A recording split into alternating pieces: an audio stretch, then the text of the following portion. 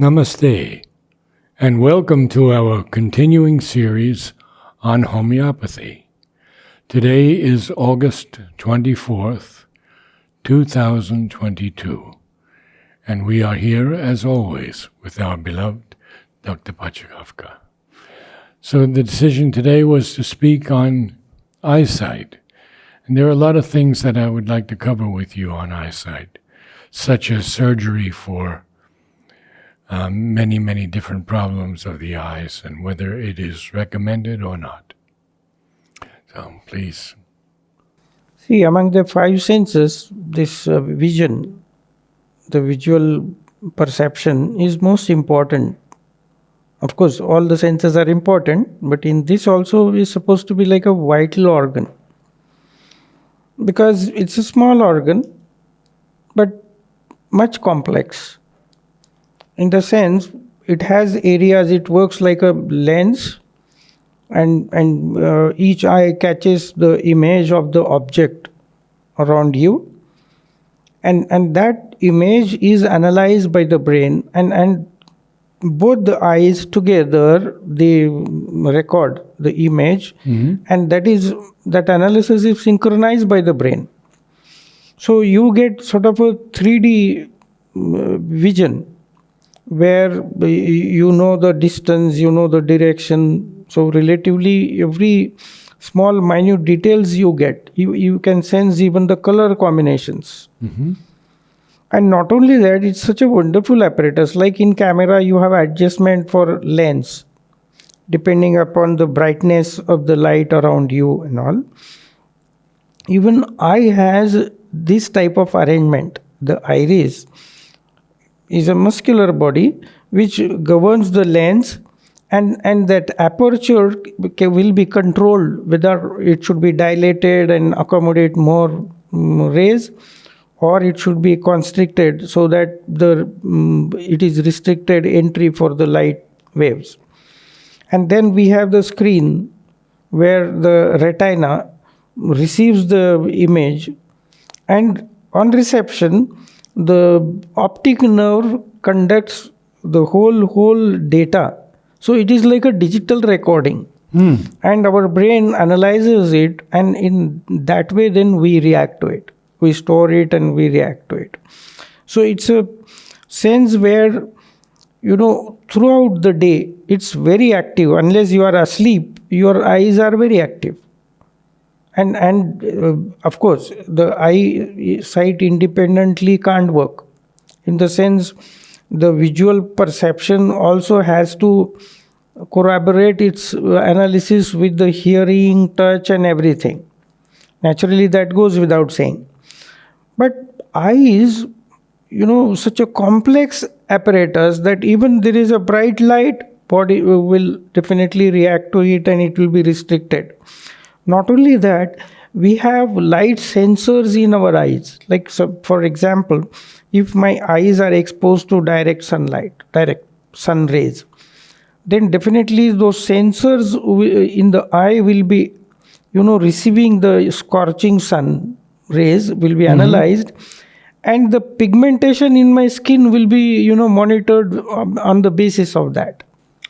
So our eye is a wonderful sensitive apparatus which governs everything. And it's such a thing that optic nerve carries the impulses to the brain, and there the things are analyzed, interpreted, and stored in the memory. So same way, like we can see even in night, our retina has different cells. For if it is a bright light, then definitely the cone cells become active. They receive the impulses. Suppose the light is very poor, like say night, very poor light is there. In that case also, the rod cells come into action and they receive the light, and that is interpreted. So to some extent, we have even night vision to some extent. There are few animals which have wonderful night vision. They can see everything, even the Amavasya day or new moon day. But even human eye also can get acclimatized to poor light. And therefore, if the healthy eye is there, you will not have any problem with the vision, whether it is an infinite distance thing or the close to the body you have things. So you can read, you can write, you can even interpret even what we call dangers in advance. We can just observe the flowers, the beauty of plants, everything. So and it's small apparatus, but such a complex that it is constantly kept wet by lacrimation. Then it has a sclera, then it has a lens governed by the iris, and then retina, and then optic nerve, and then it is carried to the brain.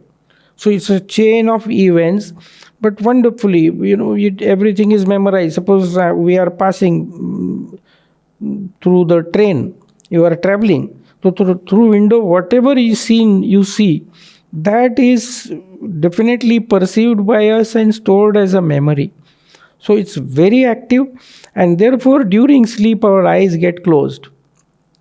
And then your mind also, that all these five senses are under suspended animation during that they are not active.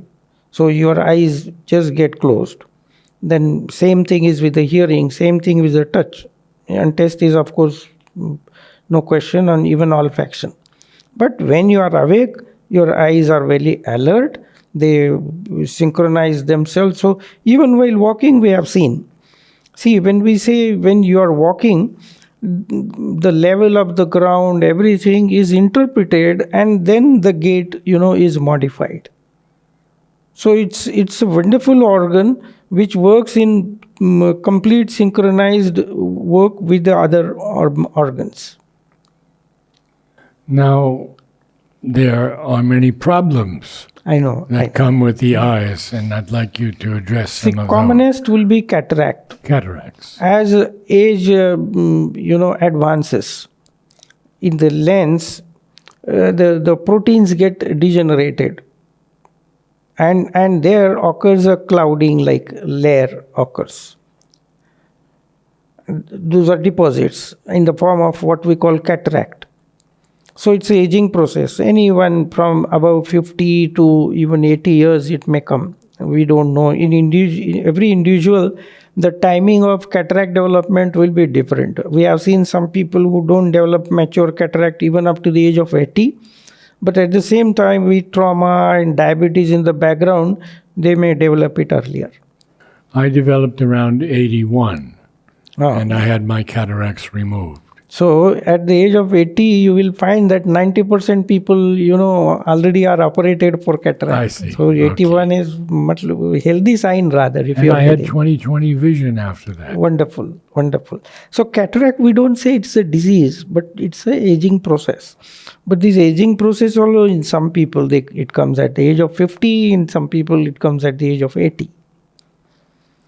My brother went blind, and we don't know how it happened. How does blindness occur? See, there are again so many reasons in each part. Like we have seen glaucoma.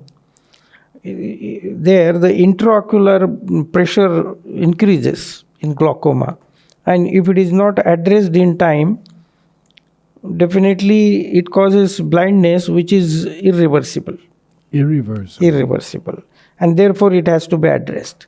Even corneal injuries can lead to scarring and complete blindness.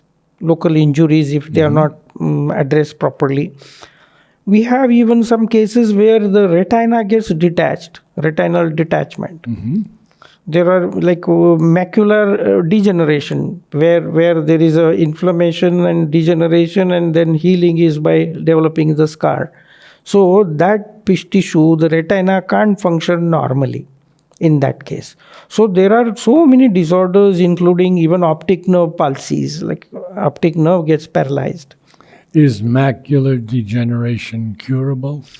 See, that's what. If it is advanced and gallopingly developed, then it causes blindness. I see. But if it is like at the onset itself, if it is identified and intervened, definitely the progress can be checked, and then the vision can be conserved for the whole life. Same is the case with the retinal detachment. If there is a threatened detachment, what we call, if it is addressed properly and the patient is managed well with the treatment, then the blindness can be averted. I personally have been told that there's some blood in the back of my eye, and that could lead to blindness. Yes, what happens in the retina or behind that, if there is a capillary bleeding or the vein, of course, the same arterioles, venules, and capillary supplies there. And if there is a bleeding, and that blood, if it is excavated from the vessels, becomes, a foreign body and nuisance for the body. And of course, there is some system to address it. It can be absorbed. The hematoma also can be absorbed. But it being a very small organ, Yes. if it is not absorbed and there is inflammation and secondary infection, or the healing is by not without scarring, and then it may terminate into losing of vision. But many times we have wonderful remedies which can promote absorption of the capillary bleeding or hemorrhage. And then that's what I say, if intervened at early stage before it becomes irreversible, definitely it can be addressed. Well, I will have to take some from you. Yes. Because mine is in the initial stage. Yes. But I have seen many cases they develop and it is even absorbed by the body itself. And it goes away. Yes. And homeopathy mainly does that potential in the body to resolve the bleeding or hemorrhage, capillary hemorrhage, is promoted or stimulated by homeopathic remedies. Our remedies have this capability, that because we select the remedy on the basis of symptom similarity. So based on that, on the holistic principle, we select the remedy, which we have seen many people, like we have a case where, he was a very popular explosive scientist with our defense, and he lost his vision because of one bomb explosion. And he was coming to Chennai. The Shankar Netralaya is a very popular place in India. And they told that your right eye has already lost the vision, but we shall try to conserve on the left side. So we shall prevent blindness through that, but only 10% chance. Otherwise, 90% chance is that you will lose the vision. And of course, he was a scientist. He took it positively and he started working out like how he can work without eyes for himself. And he must be that time like 79, 80. And he came to us that, can you give some homeopathic treatment for this? And on the basis of totality, I gave him the medicines. And surprisingly, when he went for follow-up, they said, Mr. Chilani, somehow that right eye also has improved vision. It's a surprise. So it is like this. And that too, can you imagine, at the age of 79, 80, his vision did improve. It's like this. What about an injury to the eye? Some spark gets in it, some metal spark or something like that. Yes. See, it is again the lens. Lens, if that gets injured, and that, see, in body there are two types. One healing is with resolution, where the healing is undertaken with resolution, in the sense every debris or every sequelae of the inflammation, infection is taken care and original tissue is recovered. We call it healing by resolution. Especially lungs and liver have this capability. Similarly, the injuries in eye, if they are healed by first intention, immediate care, then there won't be much scarring and damage. But if the injury is so extensive that the whole lens is injured, then definitely again nowadays they are doing replacement. That lens, so the whole lens can be replaced. So long as nerves are intact and blood supply is intact, then the implant can be done. And many people have got the vision because of implant, because eye of a person, a donor we can call it. A donor, yes. Yeah, is taken and implanted and connected with the nerves and blood supply, and that vision comes. So, but you see, we have two eyes. So remote chance that your both eyes will be injured equally. So, and with one eye also person gets acclimatized and will be able to perform well. A question on night blindness. You say the eye can adjust to that. How to work on that? See, mainly, especially in children, the night blindness is because of vitamin A deficiency. What happens? We have rod cells in our retina, where when there is a poor light, twilight or poor light, then those rod cells get activated and they come into play. And even the aperture of our lens gets widened to accommodate more and more light. And there, if there is any issue with these rod cells functioning, then you get night blindness. That if in poor light you just can't perform. Only the cone cells which work in bright light or moderate light, I can say, they will be active, so person can't see. And this happens with the deficiency of vitamin A. And we have seen, especially in children, vitamin A deficiency, they get blindness. And the moment you give vitamin A, it recovers. How efficacious is it in older people? No, of course, there is a constitutional tendency, and we have in homeopathy remedies which are specifically useful in night blindness. Like we have that calcarea carb. It's a wonderful remedy where we have seen that the person can see better in light but can't see anything in twilight or poor light, or night blindness, what we can call. And therefore it recovers. It recovers. So is vitamin A. Vitamin A. Interesting. Let's see, I think I've covered all my questions for you. Sure. Thank you so much, Dr. Pachegaonkar. Namaste.